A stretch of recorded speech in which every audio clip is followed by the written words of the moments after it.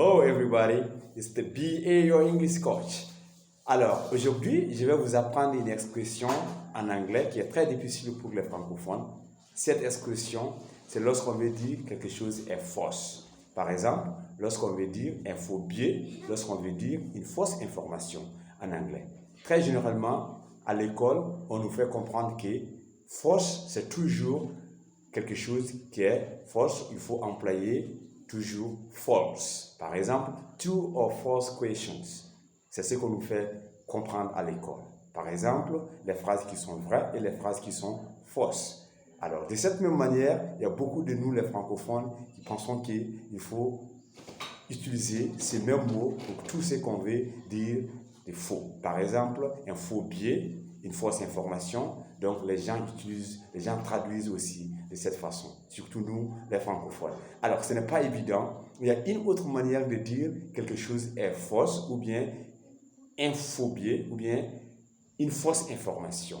En anglais, il faut apprendre un autre mot. Par exemple, un Américain ou un Britannique qui va vous dire c'est fake news, par exemple. Fake news, c'est ce qui c'est dit d'ailleurs en français, il s'agit des informations erronées ou encore des fausses informations. On dit fake news, fake news.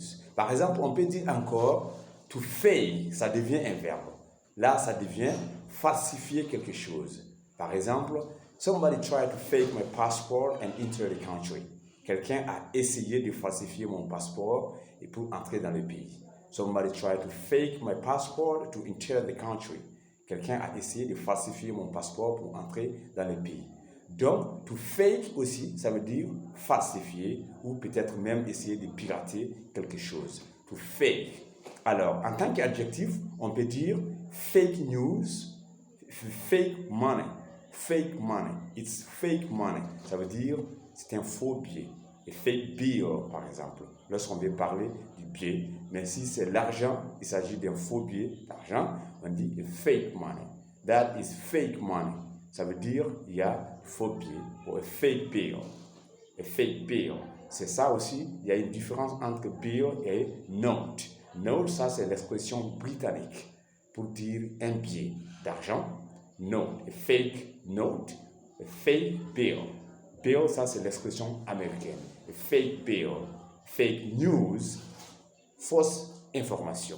Alors, retenez cette expression, il n'est pas évident qu'il faut traduire le mot faux toujours par false. Il y a une autre expression que je viens de vous faire connaître, de vous faire découvrir. Il s'agit tout simplement de fake. En tant qu'adjectif, ça peut aussi devenir un verbe. Alors, guys, never confuse these words again. Please keep this in your mind and be able to use it correctly from now on. Thank you very much. And it's BA Your English Coach. I appreciate your attention. Bye bye, guys. Take care, guys.